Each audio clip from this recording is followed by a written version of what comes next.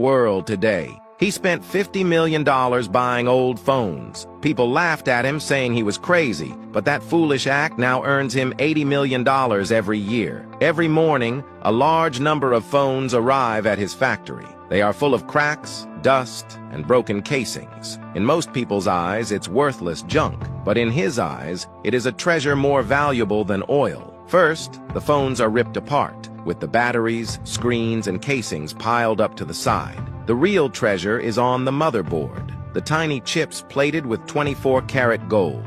First, add de-golding powder to a basin, then pour in hot water and place the motherboard in the de-golding solution to wash. The yellow spots on the motherboard turn silver, and the gold washes out. Don't underestimate a thin motherboard. About 50 phones can yield 1 to 2 grams of gold, and more than 1 billion phones are discarded every year worldwide. To outsiders, it's all useless electronic waste. To him, the continuous flow of gold turns the trash into stable wealth.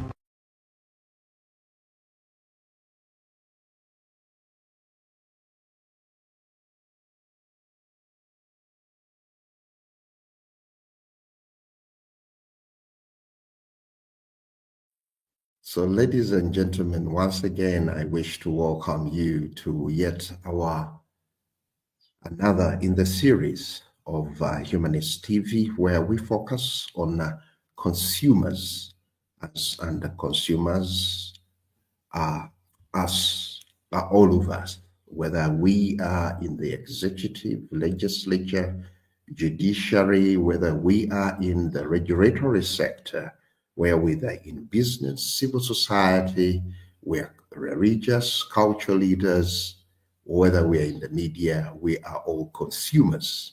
And as consumers, we do consume goods and services, and these keep on evolving. So, ladies and gentlemen, I would like to welcome you yet into another series of our Humanist TV, focusing on empowering consumers so that we have got a sustainable, a global world, sustainable environment, sustainable economies, where we have got consumers and businesses that are doing responsible consumption and production. Once again, before we kick off, I would like to thank the Humanist TV management, always partnering with us to sensitize consumers. Colleagues, this is our other series as regards to e-waste, and the last week we looked at e-waste, consumers' responsibility, consumers' rights and responsibilities. Today we would love to look at e-waste in the digital era, stroke the digital economy. The role of stakeholders. What do we need to do, each one of us, in this dispensation? What do we need to do with regards to the infrastructure that is running the digital economy? What are those aspects? What are those infrastructure, gadgets, tools that we are using in the digital era and that are facilitating the digital economy? How do we use them? What is involved in the digital economy? What is involved in effecting it and having it roll effectively to benefit us, the consumers, as we are the majority? We are the foundation of any production, any service development. Once we consume it, we facilitate its growth. What is our role? Then what is the role of those that innovate, generate, do research, empower us? What is the role that those who put, making sure that the quality of the goods and services in the digital era and the economy we get our money worth? What is their role, and what is the role of those who do policy, the duty bearers? So today, we would love to dig deep into that, having gone through what is there for the consumers. We would appreciate last weekend or last Friday, and the first in the series with regards to the E-West, we looked at the different aspects with regards to the rights of consumers. We will appreciate that the digital era is with us, as we have watched in those movies. The two short clips of videos have shown us the evolution of the computer, which is part of the infrastructure of the digital era and stroke economy, and also which is the facilitator. You'll find that all of you who look at these issues differently, the Internet of Things plays a role in every aspect of humanity today. And all this is no longer a privilege, but it is a right. It is a common good that we need in our day-to-day life. Like we breathe, you'll find that whether you have got the gadget or not, you are a beneficiary of the digital era, because many aspects in the digital economy come to you, you access them because you are either being provided for or you are the provider. Whoever you're providing, whether they are in urban, peri-urban, or rural, they benefit from these services. So it is very key and important that today we brace ourselves with understanding the digital era we are in and how the economy is currently being driven by the digital infrastructure, digital gadgets, digital goods, digital appliances, and digital services. You'll find that when we wake up, the first thing that we will need is clean air. In case the air is not cleaned, there would be an equipment that will either condition it or clean it.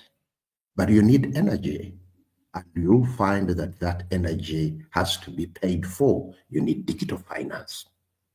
You need water. You need digital finance to pay for that water.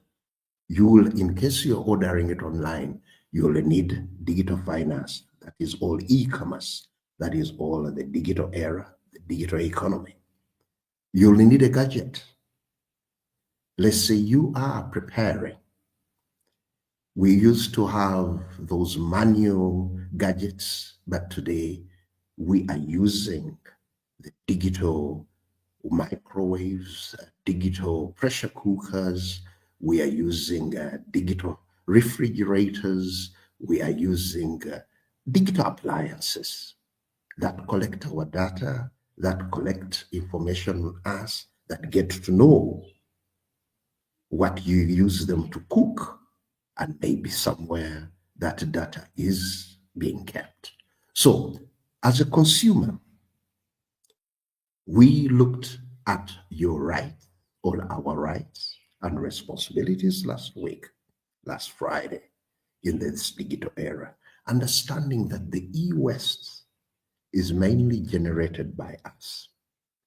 To date, the gap between the digital divide is continuously reducing. But when we look at the magnitude of the appliances, the gadgets, we will find that even those that are deep in a rural area with any access to an appliance that they use to put in the USSD code and get money, it is an appliance that once it reaches the end of its life cycle, it becomes an E-West. Whether you are in an urban area, whether you are digitally literate or illiterate, you are already in the digital era, you are in the digital economy already practicing. You might have limited digital literacy and financial literacy, but once you get any tool, any gadget, if you are connected to a SIM card, you're connected to a phone, you are already transacting in the digital era and digital economy, because you need airtime, you receive money, you make calls, you buy voice bundles. And to date, even those small non-smartphones, I'm told that they also get WhatsApp. You listen, your phone is your radio. You listen to digital FM stations, not the analog ones. So every human being, every living creature on the planet is already in the digital era and the digital economy. One might say the ships that are affect the oceans in one way or another during transportation and so forth, they are digitally directed. The GPS systems that direct them from port to port and their routes. So every aspect of humanity, the impact of climate change is all now determined and also informs us. All that is informed digitally. But all of these processes, practices, explorations, they are informed by digital infrastructure. The digital infrastructure, once it reaches the end of its life cycle, it becomes e-West, electronic West. And we need to play a role as beneficiaries of all these advancements, the revolution that are coming on with the digital era. The e-West has come in, the e-products are in. We need to act. We have responsibilities in our respective circles. So as consumers, last week, we looked at our rights. We have got the right to basic needs, but majority of these basic needs now, we use our gadgets to access them, to order them, to pay for them. And they themselves as services also end up being e-West. As you access the adequate food, you end up using different gadgets to prepare it, to access it, and in a way also it affects us. We order clothes online, we pay for shelter, we pay our hotels, we pay everything using electronic gadgets. We go for medical services, we get education using tablets, using flat screens, using different tablets, and using the electronic infrastructure that towers are in our homes, in our neighborhoods. But once they reach the end of their life cycle, they need to be disposed of.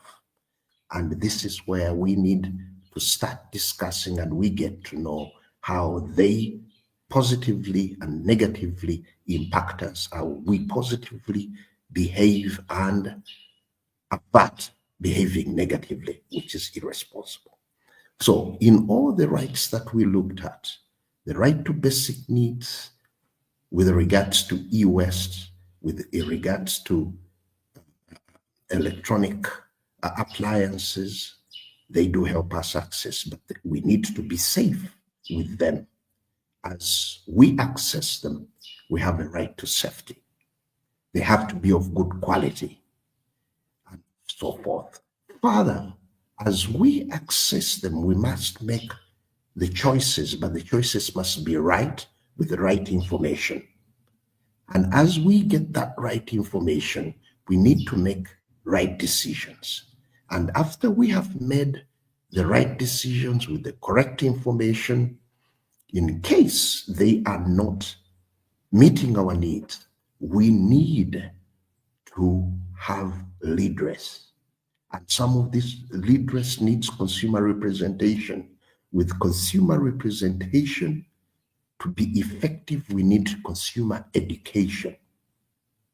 With effective consumer education, with the leaders, we need to be in a healthy environment. The right to a healthy environment can be impeded by e-waste. It is our right. As we educate you, it is your right to be educated, to get the correct electronic gadget, for you to be part and parcel of the digital era and be part of the digital economy, to access the needs that you need as a consumer. But it will be your responsibility to uphold a healthy environment. These are issues that we looked at.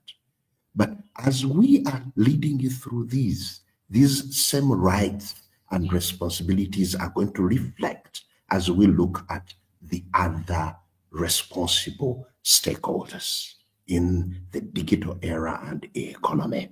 What is the other stakeholders' role? As a consumer, you have to be critically aware as you meet your needs, as using the digital equipment, the electronic gadgets. You make your choice, you need to be critical. You make a decision, but once you make a decision and you find that whatever appliance, electronic appliance you have acquired is not of value, was done through whitewash or misinformation and disinformation, you need to take action as your responsibility. Then be socially concerned, because it might not only affect you, it can affect also others and the community and colleagues. Electronic waste is not only in appliances in our homes, in factories, in what? Even mobility, the modern vehicles, even those that are old, have got an impact on the environment. So the e-waste is in every aspect of our life. Health, electronic, vehicles, every aspect we use. So as we are having social concern, we need also to be environmentally aware. How do we dispose them of? How do we need solidarity to make sure that in the digital era, as we enjoy the digital economy, we need to bring in aspects of circularity. How do we have a circular economy? We have zero waste, where e-waste falls. We need to work in solidarity, and today that's why we are looking at the role of the different stakeholders. Now, the role of the different stakeholders, I would love to lead you through. Then I would call in my colleague Bernard, who has joined us.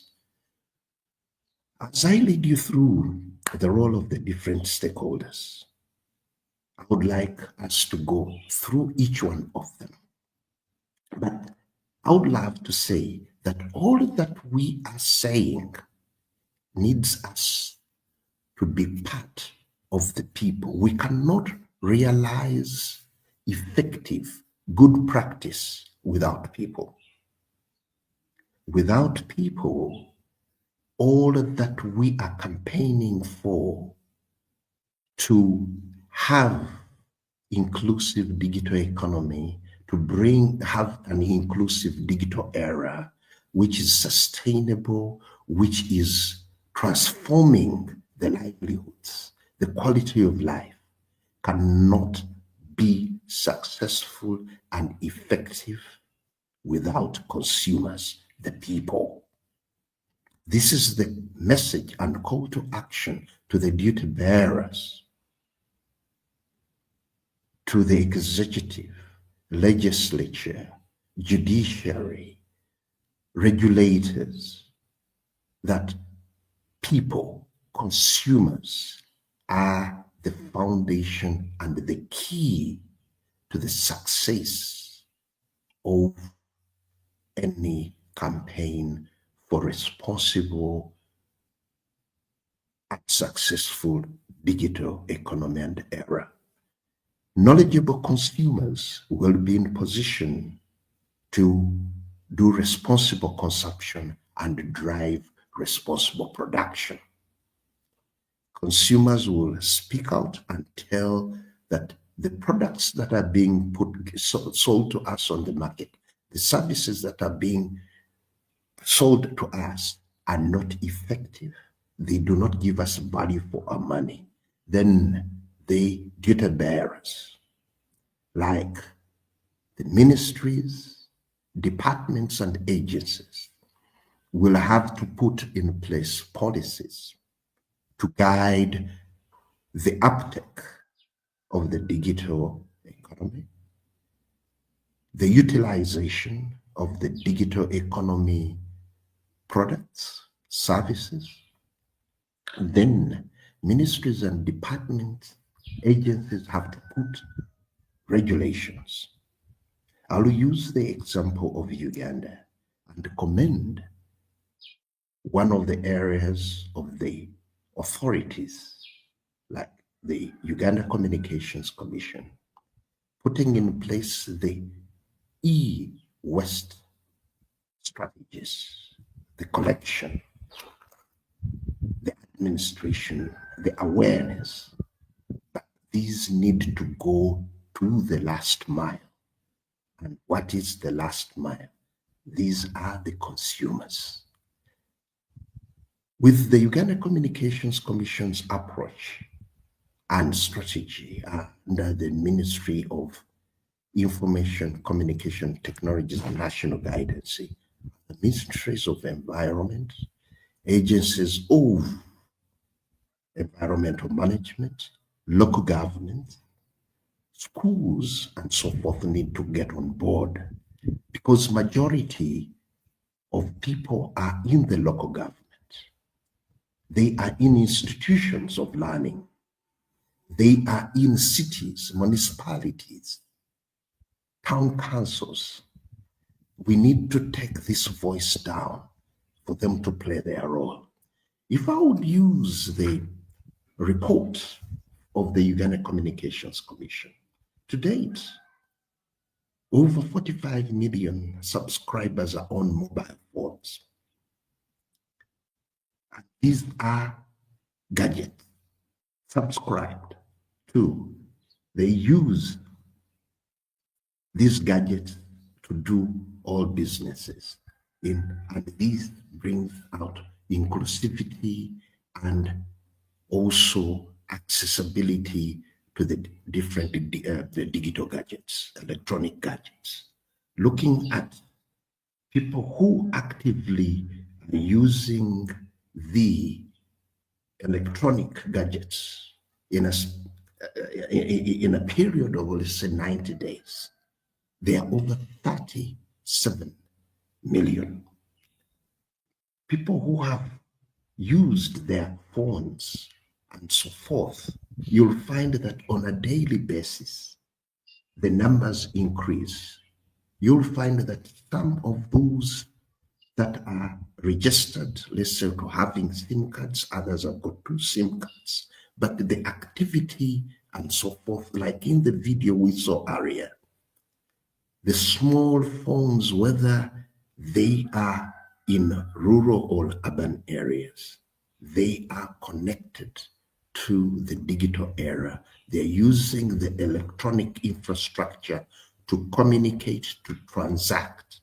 But once those gadgets get out of service, they are disposed of.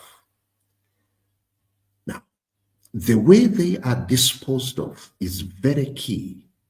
So this is where the different strategies that are put in place are helping a lot to make sure that at each level, in particular starting with the local government, households, how do we get these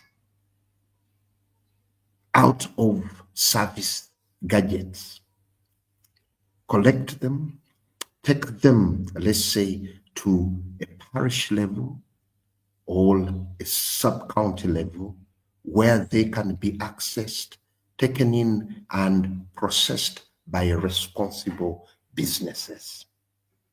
So the role of ministries, departments, and agencies is to the developing of policies, developing of laws, and then regulations that need to be implemented to collect this stuff from the consumers.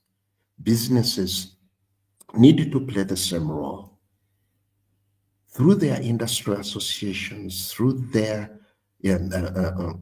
business associations, to come in and make sure they join, like the arrangement put out by UCC, making sure there are more collection centers in communities, collection centers in local government areas, in schools, and then coming up to the national level doing the assessment.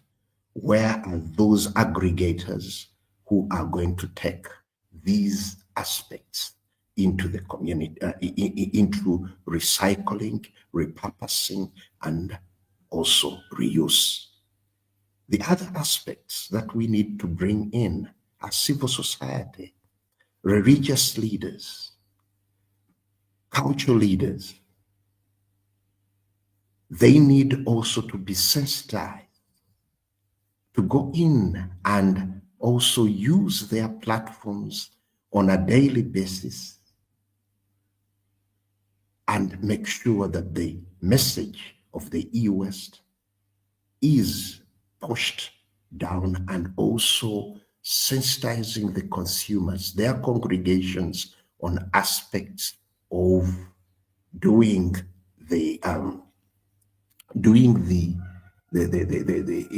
making sure that the digital era, the digital economy is grounded, is simplified to the local communities in rural, peri-urban, and urban areas. They get to understand how to access all this and use it effectively. Institutions of learning. These are institutions that hold the biggest amount of, the biggest number of our population. Let's look at students in universities, tertiary institutions. We go to secondary schools, primary schools. Nearly 50% of our population is in those institutions. And you'll find that 50% of our generation, the youth, the young, are all in education institutions, and they need to get to understand the positives and negatives of e-West. Once it is well collected, managed, it can be an incentive for them to also innovate. The academia, research institutions will need to innovate, to do more research on how we can use the e-West locally and also manage it effectively. Then we need to build their capacities on how to collect all this and manage it. We need to sensitize them. We need to communicate up to the last consumer who owns a radio, who owns a phone. Anything that has got a motherboard needs to be informed about how it affects and how it becomes a waste. So e-West needs to be localized and taken down to the people. The other sector that really plays a role, like I said, the civil society plays a role, the cultural leaders, the religious leaders play a role, and they need to play their advocacy role for awareness purposes, to inform policy, to inform other players that there is an challenge if we do not handle the benefits and the demerits of the digital era or the digital economy. The demerits are mainly e-West, if not handled properly. So that is very key, where that every pillar of society, every pillar of the country is brought into the mix. The civil society play a major role. They reach out, but there is another sector, the media. The media are the ears, the mouth, and the voice or the eyes of society in a number of aspects. You'll find in any country, they are called the fourth estate. After the executive, the legislature, the judiciary, and then the fourth estate, the media. The media plays a major role in any campaign, in any advocacy, in any awareness. As we roll out the aspects of e-West in our respective countries, we needed to bring in the media, the journalists. In today's world and in our community, I find that the journalists play a major role in many aspects. After playing their role on radio, television, like in Uganda today, we have more than 264 FM stations that are on the digital spectrum. These 264 FM stations plus televisions, like pay TVs, when you look at them, they have got more than 1.6 subscribers, over 264 FM radio stations that are licensed by UCC. And we have got 62 local television stations. All these have got journalists with them. And if we involve them, engage them, these will take down the subject that we are handling as today, the digital era and the economy in it. What is their role? These will play a major role, because they do not only play a role on radio, television, they play a role on the social media. But which is another aspect they play? On a day-to-day in our communities, we have got social cultural engagement, and where they play the SME role, MCs, where they manage the functions. With the message put to them, they can easily roll out the message of sensitizing the communities, the consumers in rural, peri-urban areas on the positive of the digital era, the digital economy, its inclusivity, its potential, its benefits to the consumers and the economy, but also inform how best we need to manage the e-West. So, colleagues, the respective stakeholders would need to be sensitized on their role. Even the duty bearers need to be sensitized on the e-West. Ministries, departments, and agencies as duty bearers needed to be sensitized on their role in the digital era, in an inclusive digital economy, and how to handle the vagaries of e-waste, the positives and negatives, how it impacts on the environment, how it impacts on human health, how it impacts on every aspect of humanity if wrongly managed. So all that said, as I will be ushering in my colleague shortly, all these stakeholders in the digital space need to play a major role.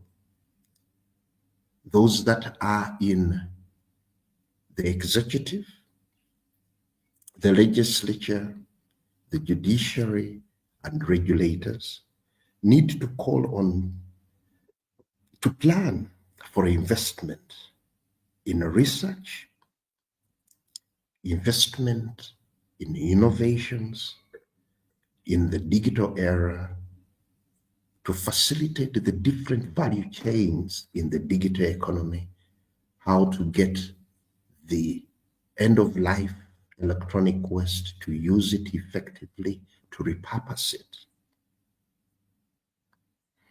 They will need to play the role as ministries, departments, and agencies in how best to build the capacities of the different stakeholders, and in particular the consumers, on utilizing the infrastructure put in to collect the e-waste and use it effectively. They will need to invest in awareness, and communicate effectively to each stakeholder. Further, they will need to have an ear on the ground when people do make calls to action as regards to advocacy. They listen into the advice and incorporate it in policy for effective governance of e-waste and the scaling up of the digital economy in this digital era. The rest of us as stakeholders, after ministries, departments, and agencies, we needed to play a major role of opening up to the positive research and innovations, opening up to the capacity building, opening up to the communications and awareness that comes to us. And when we are informed and we learn, we need to advocate. We need to speak up and out to make sure that the benefits of the digital era, the economy, do not come demerits to our health, our environment, and future. We need to play our role, knowing our rights and our responsibilities. Calling upon governments, the duty bearers, the private sector will need to play a role in innovation, research, how best do we collect, reuse, repurpose, and sustainably dispose of the e-waste. The private sector will need to engage in capacity building, will need to engage in awareness and communication, and also listen to the voices when we are advocating and calling to action to make sure that the benefits of the digital era and the economy do not affect us as e-waste in our day-to-day life. So with that, colleagues, I would like to call in my colleague Bernard to take on the floor and also share his perspective with regards to issues that require consumer action and so forth. Bernard, you're most welcome, and please take on the floor and share with us your perspectives. Bernard, you're most welcome. Okay, thank you, Henry, for taking us through. My lighting seems to be a little bit tricky. I don't know whether this lighting is okay, but somehow I think it is a little bit dark here. I don't know whether you're able to see my screen, but yeah. So, ladies and Now we gentlemen, can see you, though it is a little darkish. yeah, We are sure. missing that smile of Bernard. Oh, yeah. So I Now may we end up. can see it. Please go ahead, Bernard. The Cool. floor is yours. So thank you so much, Henry, and I am very certain that you have now shared everything that we were supposed to share on this show. And I think that our consumers out there have understood the roles of the different actors. I am very happy that you have given us a wide spectrum of all actors. Now, I didn't want to repeat what you've said, but then somehow it is kind of uh, it kind of matches with what I wanted to share a little bit.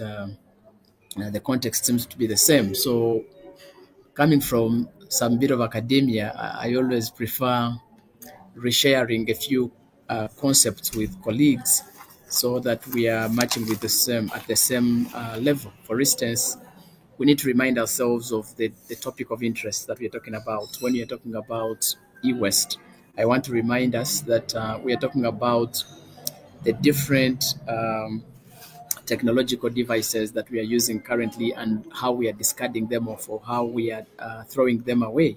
So we're talking about so many things. We're talking about electric appliances. We're talking about electronic devices. We're talking about things like phones, computers, televisions, radios, fridges, etc. All those are. I have to remind you that they form part of the e-waste if they are discarded or if they are thrown away. And also, I have to remind you that globally, over 60 million tons of e-waste is generated almost annually. So you can imagine 60 million metric tons and above of electronic waste. So just imagine millions of waste in terms of tons that we throw away every single day. We need to keep that at the back of our minds when we are diving into the subject matter of who is responsible for what. But also, if you look at the African context, I have to remind all of us that in Africa, many times we are actually importing second-hand devices. So, what is the rationale or what is the impact of the second-hand gadgets to our environment, our society, to the consumer protection? So, we need to think about it as we're talking about the stakeholders that are actually playing part. We need to think about the nature of the second-hand gadgets that are usually imported to the African states, and also we need to reflect on the problem at hand. What is the problem at hand? That every time we are discarding electronic waste, there are two things involved. Number one is the toxicity of the components of these gadgets. Take an example. Most of these gadgets, of course, will have lead, will have mercury, will have cadmium, will have plastics. All of these can be actually toxic to the environment. So we need to be every time we are discussing this subject, these are things that need to keep running in our minds so that we are tailoring our messaging to these realities. And of course, you know that lead, for instance, mercury, cadmium, these are heavy metals that sometimes now they will end in our water bodies, so they can cause water pollution. They end up in our air, especially when they are burnt. You see that people are burning a lot of electronic waste. So when you're burning them, they of course emitting a lot of gases to the environment. But also when they are discarded wrongly, you find them going deeply into our soils, which soils are actually feeding us at the end of the day. This is where we're planting our food, and so these are supposed to be at the back of our minds every time we are discussing topics like the e-waste management. But also, on the other hand, we note that actually this waste can bring opportunities. For instance, if they are well recycled, if they are well, managed, it means we can also have the valuables within this electronic waste. For instance, most of these gadgets can be made of gold. So if you handle them well, it means that you can have access to gold, you can have access to copper, you can have access to rare earth. They call it earth metal. All those are precious metals that actually you can still use in making other things. So the electronic waste can actually also give us opportunities. In fact, if they are recycled, if they are handled very well, we can still have opportunities derived from them. And so there is potential of green economy if well managed. So these are things also now we need to rethink. How do we make the opportunities available from the electronic waste? So this is like a background to what we are discussing today. So you realize that there's a value chain of electronic waste. So when you go to electronics, there is a level of pre-production. There is a level of production of these materials. There's also a level of post-production, issues of transportation and whatever, storage management, and then also there is another segment of managing the waste that comes out. So it's a whole value chain. So at every step, you realize that there should be an actor. There should be somebody who is doing something. Now that is what we are discussing today. And Henry was very detailed when he went into discussing the different persons. If, for instance, I want to use the same narratives that he gave, but giving a little bit of different context. Talk about the government itself. Now, you realize that governments have a lot of interest. They're supposed to have a lot of interest when it comes to generation of the e-waste. So, for instance, where are the laws and the policies that are actually talking about electronic waste management? Where are the laws or policies that are talking about importation or exportation of electronics to countries? I mean, how do we handle waste? Do we have a law like that? Do we have regulations? Do we have guidelines in different countries, especially on the African continent? That is the mandate of government. It could be the parliament, it could be, the policy makers. Where are the policies? And if at all they're in place, how are they being executed? Do we have them reflected in our national development plans? Do we have them reflected in our regional action plans? Do we have e-waste manifesting in the global, in the national, in the regional frameworks? So that is the role of government. Because if we do not have the regulations, if we don't have the laws, if we don't have the policies, you are giving leeway to industry to actually do whatever they want to do. And at the end of the day, you spend a lot of money in managing waste. You spend a lot of money dealing with the environmental issues. You have to spend a lot of money as governments in responding to the health concerns of the citizens. And sometimes you do not have this money. So you see that you can use policy frameworks to actually avoid all these exorbitant costs that the government sometimes they don't have. And at the end of the day, government ends up having huge burden of disease and so huge burden of loans. And so the economy is compromised. So we need to reflect like that when it comes to the actor of government. But also, government is supposed to set up infrastructure. So, for instance, the formal collection centers of this e-waste, where are they? Where can we see them? So it is not mandate of individuals. It's actually mandate of government to identify areas where the e-waste can be collected or where it can be recycled or where it can. So it is infrastructure. What the government can actually do now is to set up infrastructure modalities where e-waste can be collected, where it can be recycled, or where it can be transformed into other relevant or necessary items. So the issue of infrastructure is very, very key from our government, but also the issue of incentives. We have private sector that would pick interest in recycling e-waste, but they may need to have incentives, especially tax incentives, to enable them actively transform e-waste into necessary materials. Maybe they need some bit of tax breaks or maybe some bit of investment kind of action planning to enable them plan and recycle this kind of e-waste. So incentives to private sector that can do this is still role of government. Government can be able to do that in terms of tax exemptions or whatever incentive the government is able to provide. But also government can do what we call border point control, controlling the importation or exportation of e-waste, that is one, or even electronics that are not suitable for being in countries. So for instance, why would you allow to have e-waste coming to your country? Or why would you allow electronic gadgets which are not fitting the standards to actually come within your jurisdiction? So we need a lot of regulatory kind of action to regulate the illegal dumping of e-waste in the different countries. Well, the other thing that I need to share is about the manufacturers Manufacturers are also another interesting actor. They are the ones producing these electronics. But the question is that can we have something called the extended producer responsibility? What is the responsibility of the person producing the gadget? Are you taking this extended approach that when I produce, probably I have to pick the waste later on, or I have to produce gadgets that are long lasting, that can take quite some bit of time, longer than actually expected? So we need to think about extended producer responsibility. We need to think about eco-friendly designs. For instance, can we design devices that last longer, that are easier to repair, that can be recyclable? These are now provisions that we can have for manufacturers or for producers of these gadgets.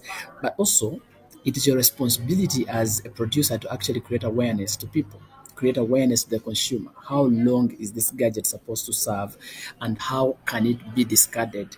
What are the components that you've used to make this gadget? Is this information readily available to the consumers? If they don't have it, then it is high time that the industry or the manufacturers start thinking about creating awareness, kind of building capacity of consumers to know what exactly you're using in these gadgets and how best they can be used. Where can we collect them when actually they are turning into waste? Can you run programs on safe disposal of this waste? Can you also put in mechanisms for recycling? All of these are provisions that the industry or the manufacturers can actually do. But also, can we build partnerships, like collaborating with recyclers? If the company is not able to recycle, you can have another private sector that is interested in recycling electronic waste. So, can you have a partnership? Maybe you produce a gadget, and then there is another private sector that will be collecting waste, and then you have a win-win situation on how best the electronic waste then can be managed. But also in terms of partnerships, can we have something like maybe away from recycling, maybe a take back scheme? After using for 5 years, can I take it back and maybe I pay little money, you give me another gadget? That win-win situation. So what we call the take back scheme. Can such a scheme be put in place to help in managing electronic waste? Similarly to the private sector, these guys can collect and process actually electronic waste. So maybe providing safer and efficient kind of recycling schemes. But also private sector can do a lot of innovation. They can change waste into something else, and that can be another way of handling these e-waste. But also we can think about private-public partnerships, expanding the safe e-waste management programs. Talking about the consumers, that our time is running out, but talking about consumers, we also have a very big, I know Henry expounded on consumers, but very critically is the responsible use. As consumers, how do we responsibly use the gadgets that we have procured or that we have gotten, to avoid dumping them unnecessarily, to be careful on which gadgets do we use, how do we select, how do we choose, using our right to choice. But which kind of gadgets are we choosing to use? Why do you choose a third hand or a second hand material when there is when there is a first hand or something like that? So responsible use of gadgets would be something very, very critical for consumers. But also consumers can put what we call the demand pressure, that consumers can start demanding for high level gadgets, gadgets that are safer, gadgets that are long lasting. So we can push companies actually to produce better gadgets. So why aren't we demanding for quality stuff? Why aren't we demanding for programs that cater for e-waste? It's our responsibility anyway as consumers. While we have a right to information, to safety, whatever, but we have a responsibility to demand for them. So if you don't demand, the industry may not do so much. So we can do the demand pressure from consumers, so that we are able to have, demand for repairable gadgets, to demand for trade in safer electronics, to demand for recycling projects or programs, etc. That can be our core as consumers. But also issues to do with behavior change. Why can't we shift away from the throwaway kind of culture, that when I buy a gadget, I must throw it away? We could reverse that, and we start having what we call maybe a culture of repair and reuse. So that kind of mindset shift from a throwaway to a repair and reuse kind of mentality, that also could help us as consumers to actually be proactive in this whole thing. Of course, the civil society and NGOs, you have to do a lot of advocacy, you have to do a lot of awareness, you have to do a lot of community engagement in relation to electronic waste. Now, in terms of academia and research institutions, you need to generate evidence that actually this e-waste can be a menace to our society. To what extent is the electronic waste, for instance, contributing to air pollution, to water pollution, to soil exhaustion, to disease, etc. And then can you do research on the cost of electronic waste? How much is it contributing to the economy in terms of managing electronic waste? That could be something interesting for the academia to undertake, but also, well, apart from generation of evidence, you need to come up with solutions in terms of innovations. How do we innovate then to move forward?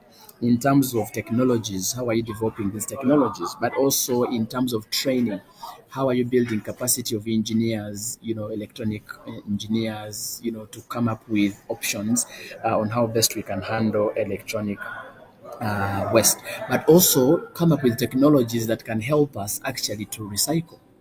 What is the infrastructure? That can be research institutions and academia to come up with such things. And then international organizations are also critical. Development partners, we know that you're doing a lot of funding for so many other things, but can we have funding for recycling? Can we have funding for e-waste management? Can we have funding to support private sector to actually, make sense of the electronic waste and transfer it from a hazard and make it a better option for countries? So funding for research around e-waste, funding for coming up with better option technological materials, and then maybe kind of knowledge sharing across countries. This can be facilitated by the international NGOs. And then lastly is the media. Henry talked about it. I don't want them to really go there, but our agenda, we need to think about social behavior change when it comes to managing electronics and also electronic waste. But also one interesting thing that I implore the media would be around acting as watchdogs, the watchdog role.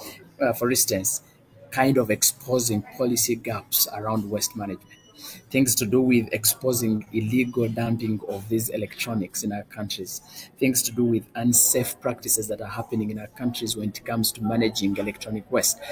This can bring out this information and actually can be translated into something that is very productive. So having that watchdog kind of a characteristic will be something I think of importance to us.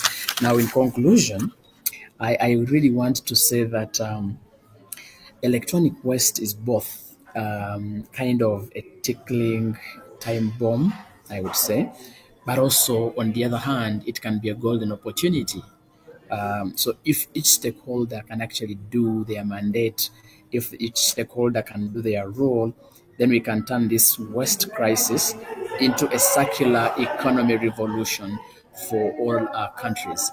So I think with that, I really think that these are the ideas that we can leverage on, that we can build a case on, that we can use to move forward when it comes to the electronic waste management.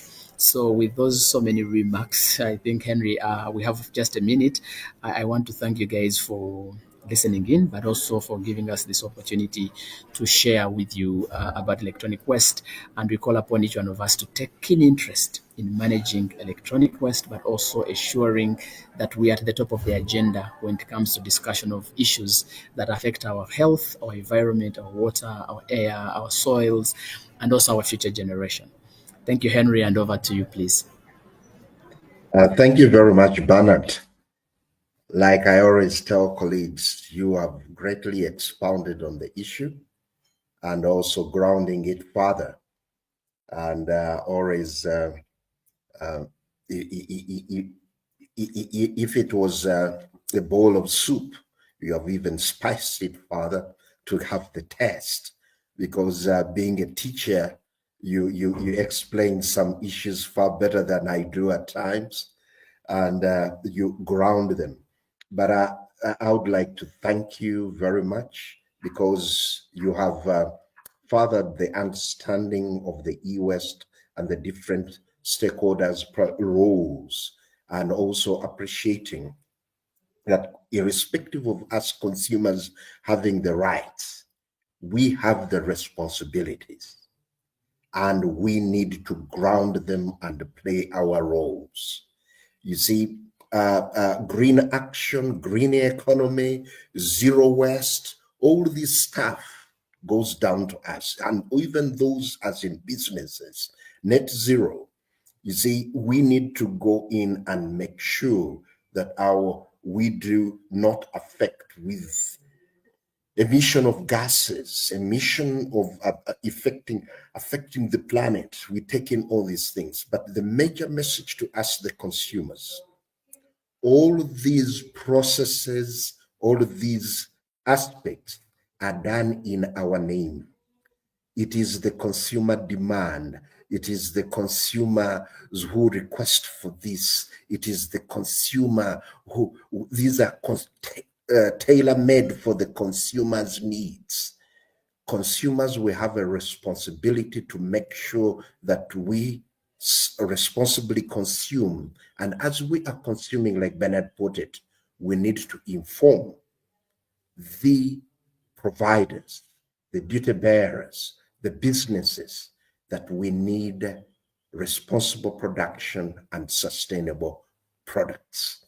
As we play a role in the green economy, circular economy, the digital economy in the digital era has to be sustainable. So all us, the stakeholders, we need to plan, to do, to check and act so that we have got a sustainable digital economy.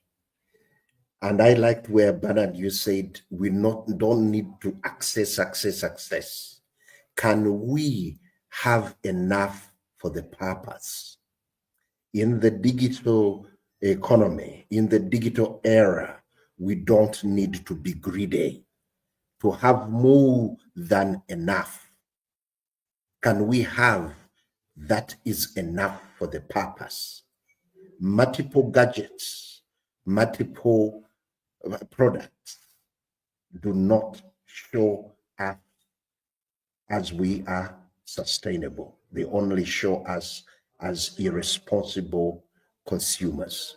Can we have enough for the purpose? So having said all that, and like the processes are, we are in the digital era, which era needs us to be inclusive in the digital economy, but we should be in it as responsible consumers through responsible consumption, influencing responsible production, and influencing responsible policies that facilitate us in a healthy environment for current and future generations. So, ladies and gentlemen, it has been a pleasure being with you.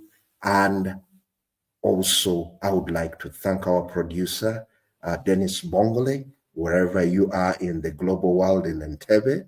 I would like to thank you very much for always producing for us and guiding us. And also to thank your colleagues in the Humanist TV management and the Humanist Media Africa for always hosting us and providing us the platform to sensitize consumers, using Uganda as a case. And I would pray those who listen, those who follow, please localize the content and share it in your respective countries, in your respective communities. Use your household as the starting point. Going back, think global, act locally, and acting locally should be your household, because you have got, if you go in and count now, you might have more than 10 electronic gadgets or appliances that are candidates of e-waste. So if you manage them well, that means your neighbors will see you manage it well, then your neighbor's neighbor You as a one person with a multiplier effect of 10, with your action and voice, we are going to take talking into action, into results for a sustainable digital economy, a sustainable digital era where eWest is handled well. Thank you very much, and we look forward to being with you. Thank you very much, Bernard. Thank you very much, Dennis Bongole, wherever you are, and I wish you a superb weekend. God bless.